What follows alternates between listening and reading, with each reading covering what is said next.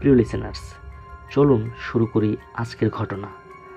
আর একটা কথা, অবশ্যই আপনারা ঘটনা শোনার সাথে সাথে ঘটনাটি অনুভব করার চেষ্টা করবেন। আপনাদের সবাইকে স্বাগতম অলৌকিক জগতে।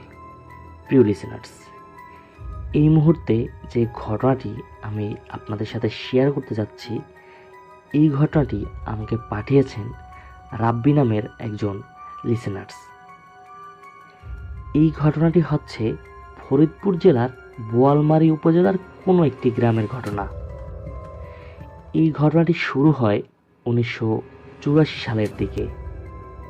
সেখানে ওই গ্রামে একটি মাদ্রাসা আছে।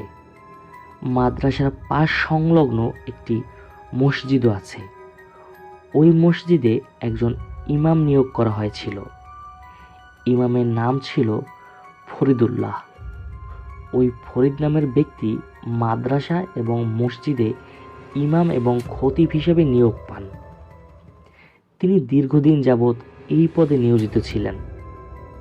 কিছুদিন পরেই ওই ফরিদ নামক ব্যক্তিটি মসজিদের সভাপতি এবং কমিটিকে জানায় যে সে আর এই পদে বেশি দিন চাকরি করতে পারবেন না, তিনি বাড়ি ফিরে যেতে চান।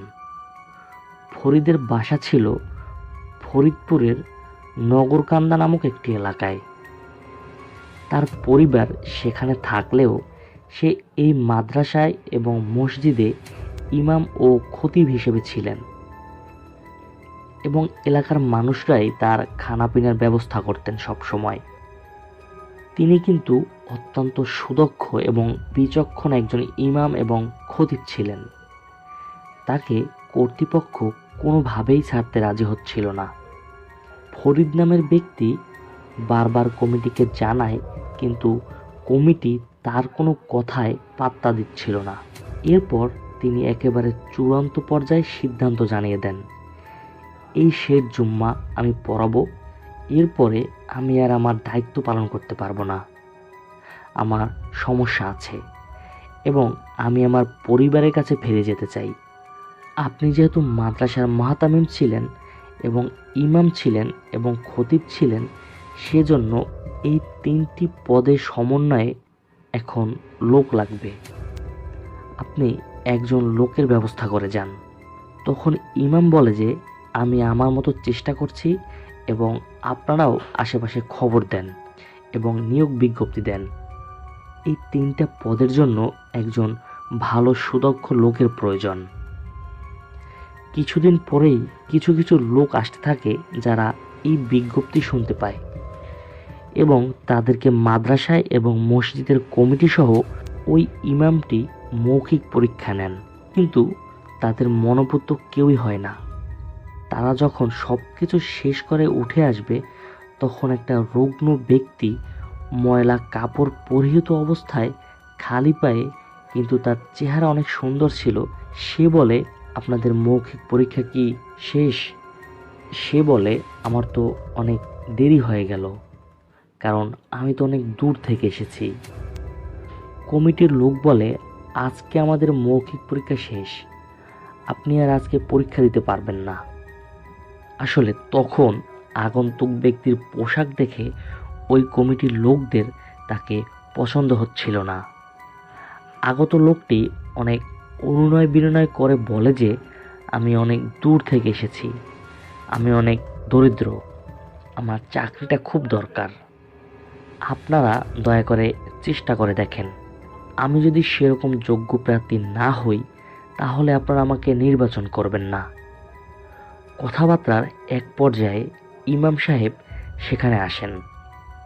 তখন ইমাম সাহেব বলে, আপনি এসেছেন, আপনার আসতে এত দেরি হলো কেন? কমিটিবিন্দু এবং যারা উপস্থিত ছিল তারা সকলেই খুব অবাক হয়ে যায় ইমাম সাহেবের এই অদ্ভুত ব্যবহার দেখে। ইমাম সাহেবের কথার উত্তরে ওই লোকটি বলে, অনেক দূর থেকে এসেছি, তাই একটু দেরি হয়ে গেল। সালমানের অবস্থা খুব একটা ভালো না, তাই একটু দেরি হয়ে গেল। তখন সবাই ইমাম সাহেবকে জিজ্ঞেস করেন যে আপনি কি চেনেন নাকি? ইমাম সাহেব বলে, আমি তাকে চিনি এবং আমিই তাকে আসতে বলেছি। আপনারা তার ইন্টারভিউ নিয়ে দেখতে পারেন। তখন ইন্টারভিউ নেওয়া শুরু হলো। তিনি খুব সুন্দর কণ্ঠে তিলাওয়াত করে সবার মন জয় করে নেন। কমিটি তাকে বলে, আগামী জুমা থেকে আপনি এই 3 পদের জন্য নিয়োগ হলেন এবং এখন যে ইমাম আছে সেই ইমামের ঘরেই আপনি থাকবেন। আপনি মাদ্রাসার মুহতামিম, মসজিদের ইমাম এবং খতিবের দায়িত্ব পালন করবেন। তখন সে সকল দায়িত্ব বুঝে নিয়ে তার কাজ শুরু করে দেন। এক সময় লোকজন তাকে তার পরিবার সম্পর্কে জিজ্ঞেস করলে সে বলে, আমার স্ত্রী পরিবার পরিচয় বলে কেউ নেই, তারা সকলে মারা গেছে এবং আমি খুব দুর্বিষহ জীবনযাপন করি এবং বর্তমানে এখানে আছি। আমি এই মসজিদের পাশে একটা জমি কিনতে চাই এবং আমি নিজের বাসা বানিয়ে সে বাসাতেই থাকতে চাই। সকলে বলে, এটা তো ভালো কথা, আপনি নিজের টাকায় বাড়ি করবেন এবং নিজের বাড়িতে থাকবেন, এটা তো ভালো কথা, আমরা এতে কোনো বাধা দেব না। তখন সে মাদ্রাসার দক্ষিণ সাইডে একটা বাড়ির জন্য জমি কেনেন এবং কিছু বছরের মধ্যে সে একটা বাড়িও করেন। সেখানে সে থাকতে শুরু করে। এভাবে থাকতে থাকতেই ইমামতি এবং মাদ্রাসার চাকরির পাশাপাশি তিনি প্রথম পর্যায়ে জমি বর্গা নিয়ে চাষাবাদ করেন এবং পরবর্তীতে তিনি আরও কিছু জমি কেনেন। 5-7 বছর যাওয়ার পরে তিনি অঢেল সম্পত্তির মালিক হন। প্রথম দিকে সে একটি টিনের ঘর তৈরি করে, পরবর্তীতে একটি দালান ঘরও তিনি তৈরি করে নেন। এরপর তিনি কি করেন, তিনি একটি লোহা দিয়ে ঘেট বানান, যা দেখতে কিছুটা হিন্দুদের ত্রিশূলের মতো ছিল। তিনি তার চাকরি জীবনে কোনোদিন অসুস্থ হননি, কোনোদিন মাদ্রাসা থেকে ছুটি নেননি এবং তার দায়িত্বও তিনি কোনোদিন অবহেলা করেননি। চলতে চলতে 1997 সালে গ্রামবাসীরা ফজরের নামাজ ওই ইমামকে বাদ দিয়ে সম্পন্ন করে। তখন তারা সবাই জিজ্ঞেস করে যে ইমাম সাহেবের কি হলো। সবাই নামাজ শেষ করে ওই ইমামের বাসায় যায়। যেহেতু তার গেটে তালা বন্ধ ছিল, তারা গেটের উপর দিয়ে উঠে গেটের তালা খুলে দেয়। তারা তখন ভেতরে গিয়ে ইমাম সাহেবকে অনেক ডাকাডাকি করেন, কিন্তু ইমাম সাহেবের কোনো সাড়া শব্দ পাওয়া যায় না। তখন তারা সকলে বাড়ির ভেতরে গিয়ে দেখে যে ইমাম সাহেবের বাড়ির মেইন দরজা ভাঙা এবং সব ছড়ানো ছিটানো এবং অন্য একটা রুমে ইমাম সাহেবের লাশ মেঝেতে পড়ে আছে। কি বা কারা ইমাম সাহেবকে খুন করে ওখান থেকে পালিয়েছে। তারা ইমাম সাহেবের টাকা পয়সা লুট করে নিয়ে গেছে সেখান থেকে। ইমাম সাহেবের মারা যাওয়ার 1 থেকে 1.5 মাস পরে অনেক আজব ঘটনা ঘটতে শুরু করে। একজন ব্যক্তির লাশ ইমাম সাহেবের গেটের সামনে পাওয়া যায়। সবাই তখন অবাক হয়ে যায়, কিভাবে এই ব্যক্তির লাশ এখানে এলো। তখন ওই বাড়ির সামনে অনেক ভিড় জমে যায়। ওই ভিড়ের মধ্য থেকে একজন লোক বলে ওঠে, এই লোকের সাথে তো আমি গতকাল ভ্যানে করে বাসায় ফিরছিলাম। ওই ব্যক্তিটি মাদ্রাসার কাছে এসে বলল যে, ভাই আমাকে নামিয়ে দেন, আমি আর যাব না, এখানে কাজ আছে, আপনারা চলে যান। তখন রাত প্রায় 10টা-11টা হবে। বাজে। ভ্যান চালক ও অপর লোকটা চলে যায়। ওই ভিড়ের মধ্য থেকে ওই লোকটি শুধু এইটুকুই বলতে পারে, এই ঘটনার 5 থেকে 7 দিন পর আবার একজনের লাশ ইমাম সাহেবের গেটের সামনে পাওয়া যায়। তখনও আবার সবাই সেটা দেখার জন্য চারদিকে ভিড় জমায়। তারা সকলে লাশ দেখতে চলে আসে। এর মধ্যেই ভিড়ের মাঝখান থেকে একজন বলে ওঠে, এ তো সেই লোক, গতকাল রাতে আমরা একটা ইঞ্জিন চালিত ভ্যান নিয়ে অনেক দূর থেকে আসছিলাম, আমরাও এখানে 4 জন ছিলাম। ওই লোকটা বলে ওঠে, আমার মাদ্রাসার পাশে একটু কাজ আছে, তোমরা চলে যাও, আমি নেমে যাব, তোমরা এখন চলে যাও। সেদিনও রাত প্রায় 10টা-11টাই ছিল। সেখানে তারা 3 জন উপস্থিত ছিলেন এবং 3 জনই তারা একই বক্তব্য দেন। এই ঘটনার 2 কি 3 মাস পর আবার একইভাবে আরেকটি ঘটনা ঘটে। আরেকটি লাশ ইমাম সাহেবের বাড়ির সামনে পাওয়া যায়। 3টা লাশেরই একইভাবে মৃত্যু হয়েছে, কিন্তু তৃতীয় ব্যক্তির কোনো খোঁজ খবর আর পাওয়া যায় না। মানে গত 2বার তো সকলে ওই দুজনের পরিচয় বলছিল, কিন্তু এই লোকটার কোনো পরিচয় পাওয়া যাচ্ছিল না। এই ঘটনার 3য় দিনের মাথায় 4র্থ লাশ পাওয়া যায়। 4র্থ লাশটি ত্রিশূলের মাথায় ঝোলানো ছিল। এনাকে আগেরগুলোর চেয়ে অত্যন্ত নির্মমভাবে মারা হয়েছে, আর মাথাকে পুরো ঘুরিয়ে দেওয়া হয়েছে এবং সেই ত্রিশূলের ভেতর তার পুরো বডিকে গেঁথে দেওয়া হয়েছে। এলাকার সকলে একটি ভয়ের মধ্যে পড়ে থাকে এবং সেই বাড়িটিকে ভুতুড়ে বাড়ি বলে অবহিত করে। বাড়িটির পাশেই মাদ্রাসা ছিল, কিন্তু মাদ্রাসায় কোনো ছাত্র, হুজুর, শিক্ষক কোনো কিছুই বুঝতে পারেনি যে কখন এই ঘটনা ঘটেছে। সেই ইমাম সাহেবের বাড়ির পাশে একটি সিএনজি রাখা এবং সিএনজি ড্রাইভারকে মৃত অবস্থায় ত্রিশূলের মধ্যে গেঁথে থাকতে দেখা যায়। তখন ওই ভিড়ের মধ্যে থেকে 2 জন ওই সিএনজি চালকের ভাড়াটে ছিল। তারা বলে সিএনজি চালক বলেছিল যে আমি এই পর্যন্ত যাব, কিন্তু আমাকে একটু বেশি ভাড়া দিতে হবে। তখন সকলে বলে যে আচ্ছা ঠিক আছে, আমরা বেশি ভাড়া দেব। তখন সে হঠাৎই মাদ্রাসার কাছে আসলে তার সিএনজি বন্ধ হয়ে যায়। কোনোভাবেই তিনি আর সিএনজি চালু করতে পারেন না। সে তখন বলে আপনারা মাদ্রাসায় থাকেন এবং আমিও আমার বাসায় চলে যাই, সকালবেলা এসে সিএনজি ঠিক করে নেব। কথাবার্তা বলার মাঝেই কোথা থেকে একটা ভ্যান চলে আসে। অন্য সকলে সেই ভ্যানওয়ালাকে দাঁড় করায়। সিএনজি ড্রাইভার তাদের 3-4 জনকে ভ্যানে তুলে দেয় এবং তাদেরকে পাঠিয়ে দেয়। এভাবেই ওই সিএনজি চালকের লাশ এখানে পাওয়া যায়। তখন পূর্বের ইমাম সাহেব অর্থাৎ ফরিদ সাহেব এসে এই লাশের জানাজা পড়িয়ে যান এবং সকলের প্রশ্ন, আপনি কিভাবে জানলেন? তখন ফরিদ সাহেব বলে যে আমি জানতে পেরেছি কোনো এক মাদ্রাসায় কেউ মারা গেছে এবং আমি তার জানাজায় শরীক হতে এসেছি। 4টা খুন কিভাবে হলো, কেন হলো তা কেউই জানে না। জানার জন্য অনেক চেষ্টা করা হয়, কিন্তু কোনোভাবেই কোনো তথ্য পাওয়া যাচ্ছিল না। এখন সকলে আবার সেই পূর্বের ইমাম সাহেব অর্থাৎ ফরিদ সাহেবের সাথে যোগাযোগ করে ফরিদ সাহেবকে নিয়ে আসেন এবং সকল ঘটনা খুলে বলেন। তখন সবাইকে অবাক করে দিয়ে তিনি বলেন যে আমাকে এত বিস্তারিত কিছু বলা লাগবে না, আমি সকল কিছুই জানি এবং যাদের সাথে ঘটনাগুলো ঘটেছে তাদের কৃত্যকর্মের সাজা পেয়েছে তারা, এটাই হওয়া উচিত ছিল তাদের সাথে। তখন সকলে বলল আপনি এটা কিভাবে জানেন এবং তাদের সাথে কেনই বা এটা ঘটলো? তখন তাদের সেই 13 বছর পূর্বের ঘটনার কথা মনে পড়ে যায়। তারা ভেবে দেখেন ইমাম সাহেব বলেছিলেন যে আপনি এসেছেন এবং আপনার আসতে এত দেরি হলো কেন। তার মানে লোকটি ইমাম সাহেবের পরিচিত। এই লোকটাকে কেনই বা খুন করে কেউ রেখে গেল রাতের বেলায়? কেনই বা 4টা লাশ তার বাড়ির সামনে পাওয়া গেল?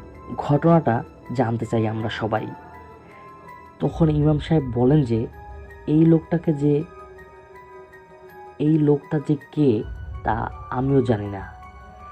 এই লোকটাই প্রতি রাতে আমার স্বপ্নে আসতো এবং বলতো যে আমি খুব দরিদ্র এবং আমাকে একটা কাজের ব্যবস্থা করে দেন। আমি আপনাকে অনুরোধ করছি যে আপনি আপনার পথ আমাকে দিয়ে দেন।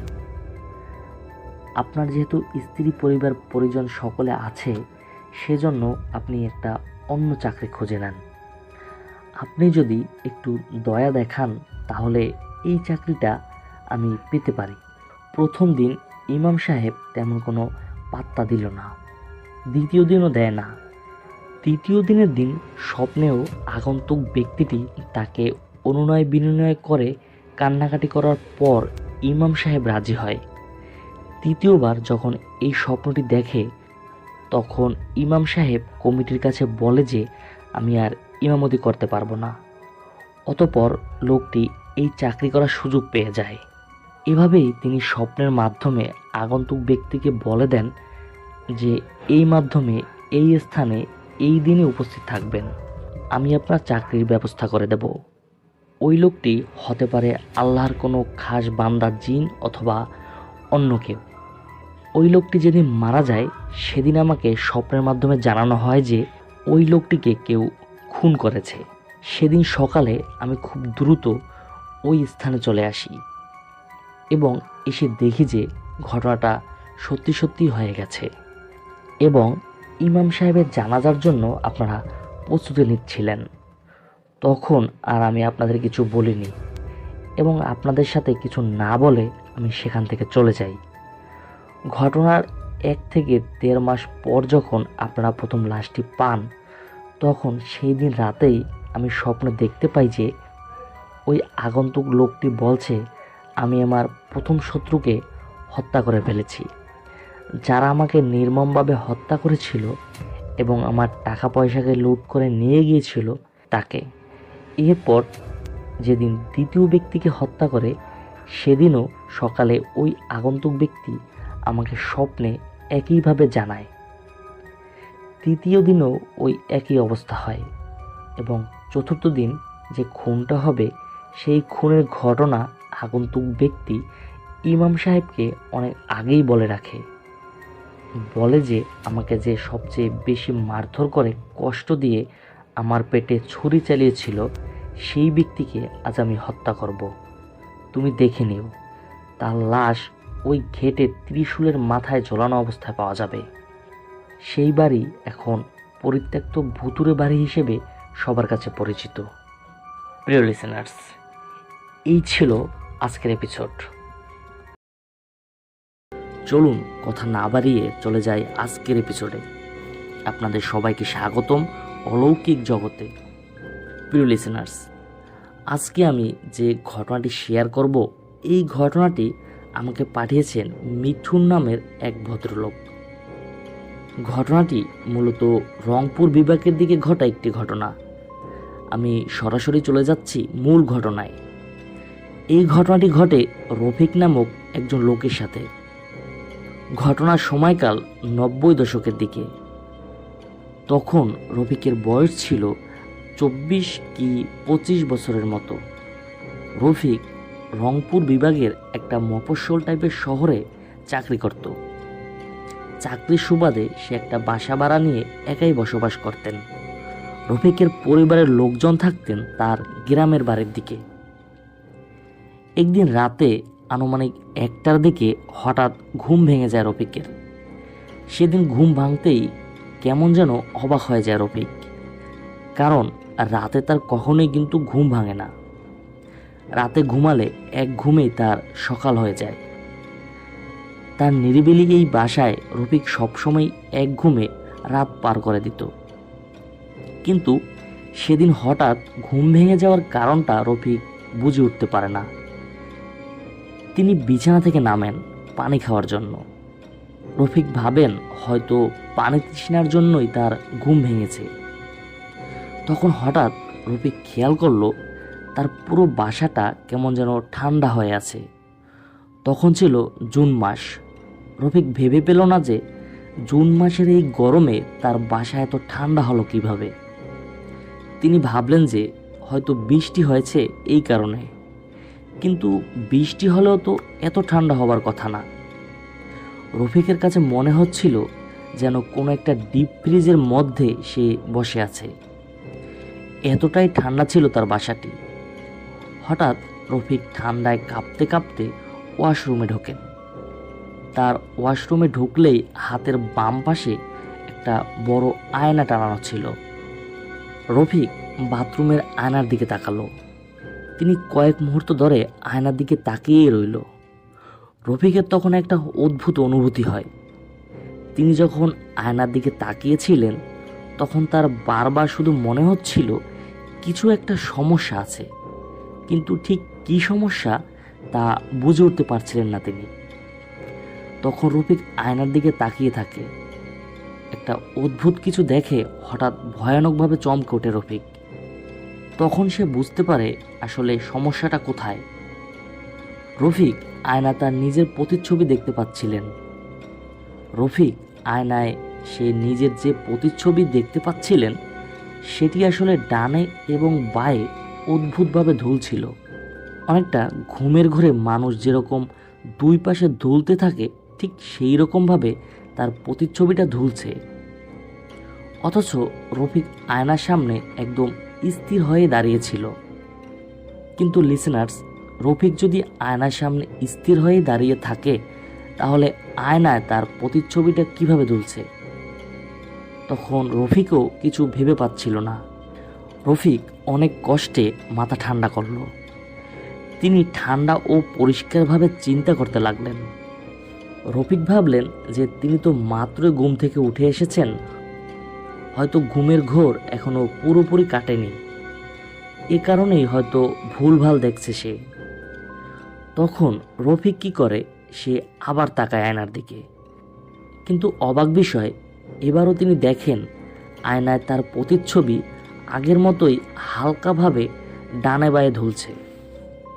এবার রফিক কি করে, তার একটি হাত ভয়ে ভয়ে উপরে উঠালেন, এটা দেখার জন্য যে আয়নায় তার প্রতিচ্ছবি এবার কি করে।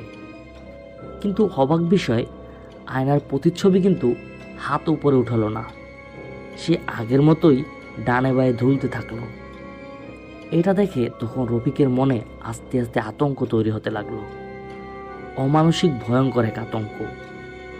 রফিক তখন বিস্ফোরিত চোখে তাকিয়ে আছে ওই আয়নার দিকে। ঠিক তখন আয়নার প্রতিচ্ছবি হঠাৎ দুলুনি থামিয়ে দিল। কয়েক মুহূর্ত স্থির হয়ে দাঁড়িয়ে রইল প্রতিচ্ছবিটা।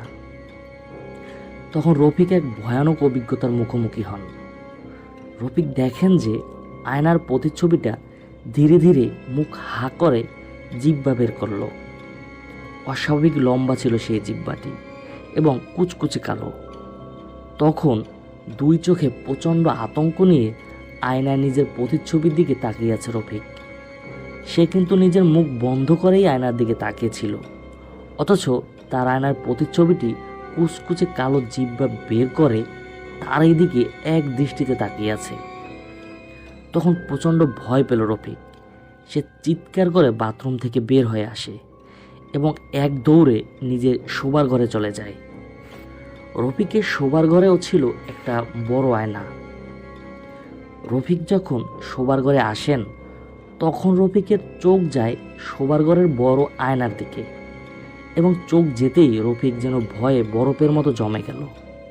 তিনি দেখলেন শোবার ঘরের আয়নাতেও তার প্রতিচ্ছবি একই রকমভাবে ভয়ঙ্কর এবং লম্বা কুচকুচে কালো জিহ্বা বের করে আছে এবং স্থির দৃষ্টিতে তাকিয়ে আছে রফিকের দিকে।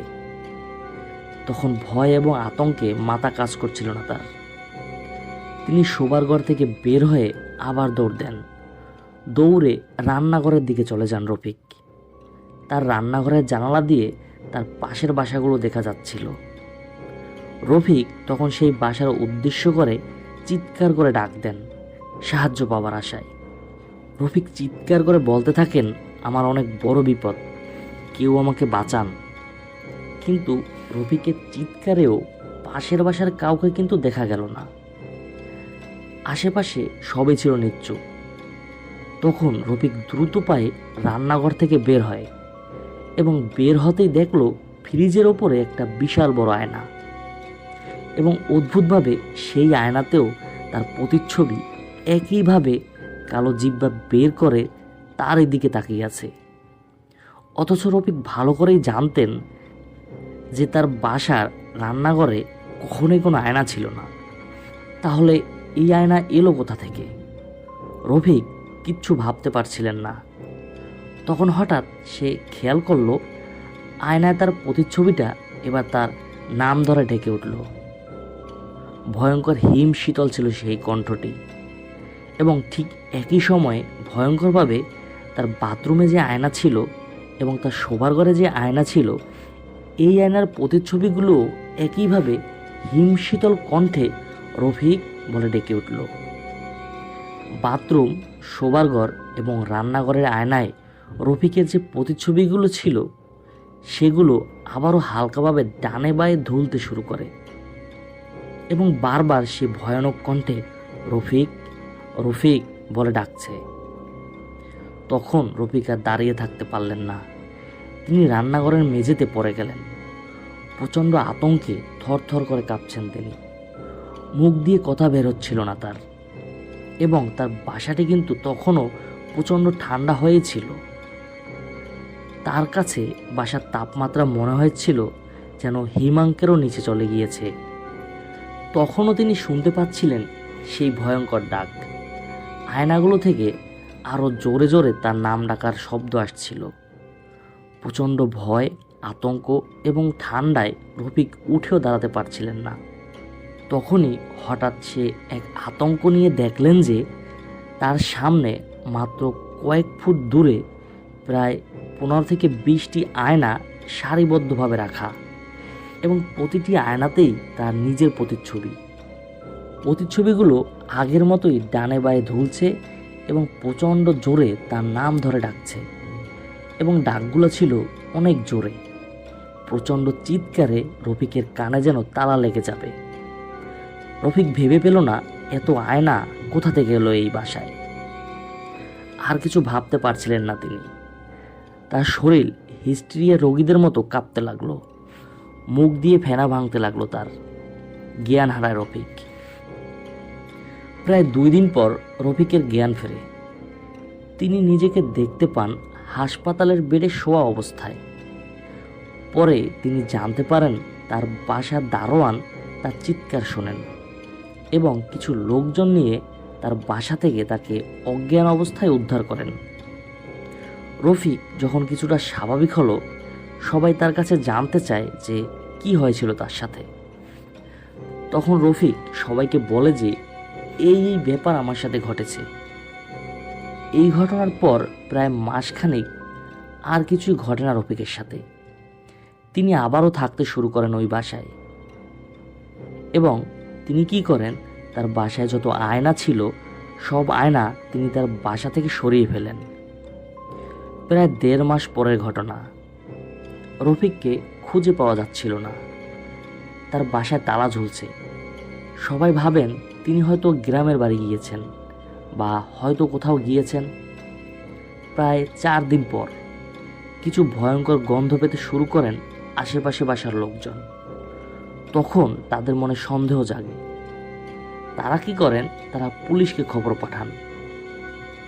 পুলিশ এবং সেই দারোয়ান সহ 4 দিন পর রফিকের বাসার দরজা ভেঙে দেখেন রফিক মরে পড়ে আছে তার বাসার মেঝেতে, এবং তার লাশে অলরেডি পচন ধরা শুরু করেছিল, এবং তার লাশ ছিল ভয়ঙ্কর বিকৃত অবস্থায়। তার হাত পা দেখে মনে হয়েছিল কেউ যেন মুচড়িয়ে থেতলা করে দিয়েছে।